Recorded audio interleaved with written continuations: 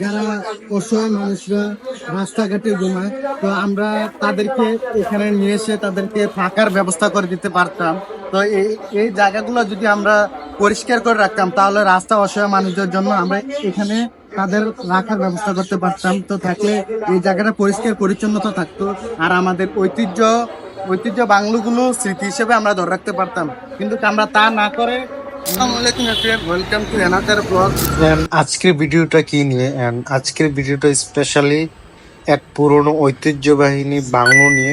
So আমি আপনাদের ওই বাংলোর অজানা তথ্যগুলো তুলে ধরার চেষ্টা করব। রাইট নাও এখন আসছি কুমিল্লা বাদুরতলা কিওয়ার টাওয়ারের সামনে। আর কিওয়ার টাওয়ার উল্টা পাশে হচ্ছে আলমাস কিচেন, খুবই ফেমাস একটা কাচ্চি কিচেন। বেসিক্যালি কুমিল্লা হচ্ছে একটা ব্র্যান্ডের শহর, এটা আপনাদের সবারই জানা, অজানা কারণ। সো এখন আমি কুমিল্লা সবচেয়ে পুরনো ঐতিহ্যবাহী বাংলার উদ্দেশ্যে রওনা দিলাম। সম্ভবত এখন আমি স্বপ্নের সামনে চলে আসছি। এখন আছে কুমিল্লা ধর্মসাগর রোডের মাথায়। তো আমি এখান থেকে কিছু পথ হেঁটে গেলেই দেখতে পাবো কুমিল্লা ধর্মসাগরের মেইন গেট।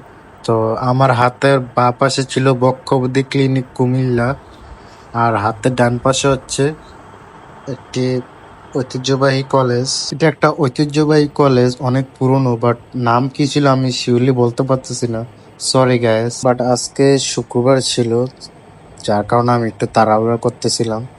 আর বন্ধু, কখনো নামাজ মিস করবো না, কারণ হচ্ছে এপারের চেয়ে ওপারের জীবন অনেক সুন্দর বন্ধু। হ্যালো ভিউয়ার্স, আমি কিন্তু চলে এসেছি কুমিল্লা ধর্মসাগর পাড়ের মেইন গেটে। আর এটা হচ্ছে ঐতিহ্যবাহী এক ধর্মসাগর পাড়। কুমিল্লাতে আসলে আপনারা এই ধর্মসাগর পাড় দেখতে পাবেন। আর এগুলো হচ্ছে ঐতিহ্যবাহী অনেক পুরনো দিঘি। আপনারা যখনই কুমিল্লা আসবেন এই দিঘিতে এসে ঘুরে যাবেন। সো আমি এখন রওনা হয়েছি কুমিল্লা ওই বাংলোতে যাওয়ার জন্য। ওই কিরে, ওই কিরে, মধু মধু, রসমলাই রসমলাই। ভাই এটা রমজান মাস ভাই, এই রমজান মাসটার উপলক্ষে হলেও এই চিপকা চিপকি গুলো বাদ দে।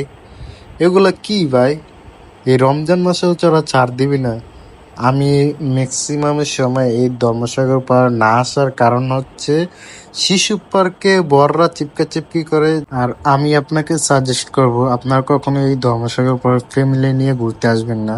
তার কারণ হচ্ছে আপনার ফ্যামিলি নিয়ে আসলে এরকম বেহায়াপনা চোখে পড়বে, আর আসলেও আপনারা লজ্জা শরম খেয়ে আসতে হবে। কারণ ধর্মসাগর পার অলওয়েজ এই বেহায়াপনাগুলা চলতে থাকে। আপনারাই বলেন ভাই, এগুলা কি রোজা রমজান মাসে ভাই? এগুলা কি? হ্যাঁ, বিশ্বাস করেন আমি ধর্মসাগর পার এই কারণে আসতে চাই না। তাদের এই বেহায়াপনা দেখলে এত অস্বস্তিকর ফিল করি, যেটা আমি বলে বোঝাতে পারবো না গাইস। বাট আপনারা কিন্তু বলতে পারেন যে ভাইয়া আপনার তো সিঙ্গেল, যার কারণে আপনার অস্বস্তিকর লাগবে, এটাই স্বাভাবিক। ভাই তাই বলে কি এই রোজা রমজান মাসে এই বেহায়াপনা গুলো আমাকে সহ্য করতে হবে? সো ভিউয়ার্স, আপনাদের সাথে কথা বলতে বলতে আমি কিন্তু চলে এসেছি কুমিল্লার ঐতিহ্যবাহী সবচেয়ে পুরনো বাংলোতে। সো এখন আমি কিছুটা পথ হেঁটে গেলে আমি দেখতে পাবো পুরনো বাংলোর গেট।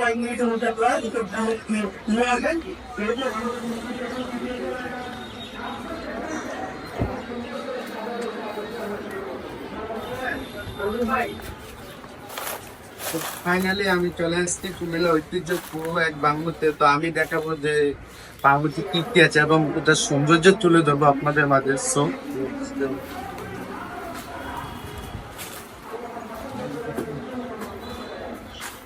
দেখি ভাই,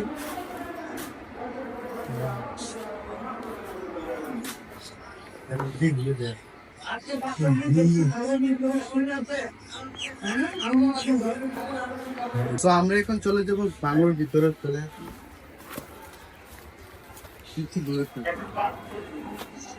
এই হচ্ছে কুমিল্লার ঐতিহ্য অনেক পুরনো বাংলো।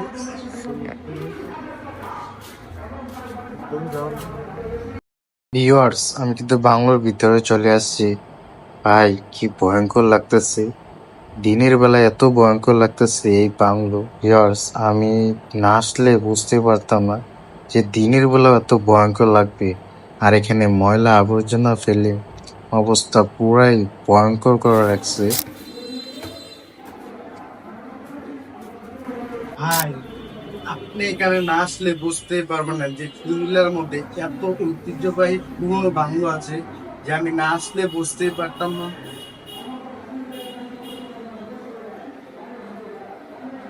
এটা কি ছিল ভাই?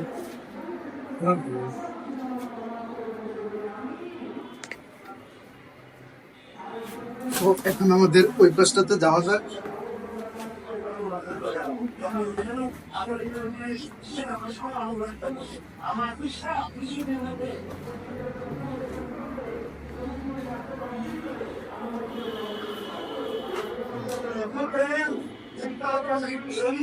এই শিউলি গল্পটা ছিল যেটা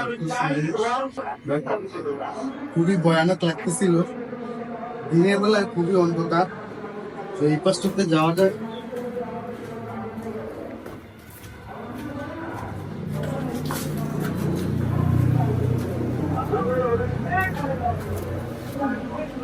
ভাই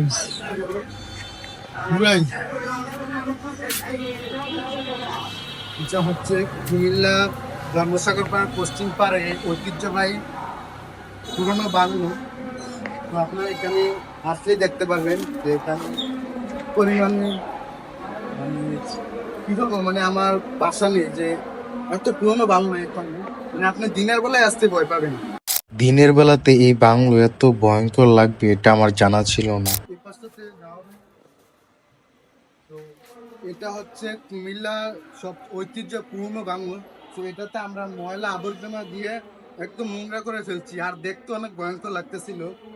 আমরা যদি এগুলা পরিষ্কার করে রাখি তো এই বাংলোর সৌন্দর্য ফুটে উঠবে, কিন্তু আমরা তা না করে আমরা এখানে ময়লা আবর্জনা ফেলে দিনের বেলাতে এটা অনেক খুব ভয়ঙ্কর দেখা যাচ্ছিল।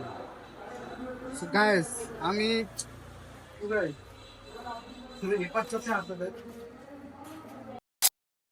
এটা মূলত হচ্ছে রাজাদের বাসভবন, এখানে আগে রাজারা বসবাস করত। আর এই বিল্ডিংটার বয়স মেবি 200 বছর প্লাস হবে। এটা হচ্ছে কুমিল্লার মধ্যে একটি দর্শনীয় স্থান, রাজাদের বাসভবন। আর রাজাদের বাসভবন আমরা স্মৃতি হিসেবে ধরে রাখার জন্য হলেও এই বাসভবনগুলো আমাদের প্রয়োজন পরিষ্কার পরিচ্ছন্নতা রাখা। আর এই প্রজন্ম এই বাসভবন দেখার জন্য এত এক্সাইটেড, তার মূল কারণ হচ্ছে এত পুরনো বাসভবন এই প্রজন্ম দেখতে পাবে। এটা তো খুবই রেয়ার, কিছুটা সাত গম্বুজের মতো এই বাংলোটা। যারা অসহায় মানুষরা রাস্তাঘাটে ঘুমায়, তো আমরা তাদেরকে এখানে নিয়ে এসে তাদেরকে থাকার ব্যবস্থা করে দিতে পারতাম। তো এই জায়গাগুলো যদি আমরা পরিষ্কার করে রাখতাম তাহলে রাস্তা অসহায় মানুষদের জন্য আমরা এখানে তাদের রাখার ব্যবস্থা করতে পারতাম। তো থাকলে এই জায়গাটা পরিষ্কার পরিচ্ছন্নতা থাকতো, আর আমাদের ঐতিহ্য ঐতিহ্য বাংলোগুলো স্মৃতি হিসেবে আমরা ধরে রাখতে পারতাম। কিন্তু আমরা তা না করে এই বাংলাটাকে এত ময়লা আবর্জনা ফেলে অবস্থা খুবই মনে করে রাখছি যে এখানে কোনো মানুষ দিনের বেলা আসতেও অনেক ভয় পাবে, যেটা আপনাদেরকে আমি দেখালাম যে খুবই ভয়ঙ্কর দিনের বেলা। এখানে থাকার ব্যবস্থা করতে পারতাম, কিন্তু আমরা তা না করে যে পুরনো ঐতিহ্য বাংলাটাকে আমরা ময়লা ফেলে নোংরা আবর্জনা করে ফেলছি।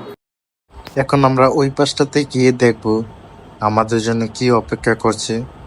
সো চলেন যাওয়া যাক ওই পাশটাতে। এই বাংলোর সৌন্দর্য আপনাদের কাছে আমি কিভাবে এক্সপ্লেন করবো আমি বুঝে উঠতে পারতেছিলাম না যে এত সুন্দর বাংলো এই প্রজন্ম দেখার জন্য কেন এত এক্সাইটেড, এটা আমি আজকে না আসলে বুঝতে পারতাম না। আমার পিছনে আপনারা যেটা দেখতেছেন এটা ছিল রাজাদের রান্নাঘর, তবে আমি শিওরলি বলতে পারতেছি না, তবে আমি আমার ধারণা থেকে বলতেছি যে এটা রাজাদের রান্নাঘর ছিল। আর বাসভবনের পাশে এই রান্নাঘরটা ছোট্ট একটা রান্নাঘর। তো আপনারা দেখতেই পাচ্ছেন খুবই ভয়ঙ্কর লাগতেছে ভাই দিনের বেলাতে। আমি যখন এখানে ভিডিও মেক করতেছিলাম আমার কাছে কিছুটা নার্ভাস লাগতেছিল। এই বাংলোটা আমার কাছে একটা অ্যাডভেঞ্চার হয়ে থাকবে। এই বাংলোর হিস্টোরি আপনাদের কাছে কেমন লাগলো অবশ্যই কমেন্টে জানাবেন। Hello viewers, subscribe my YouTube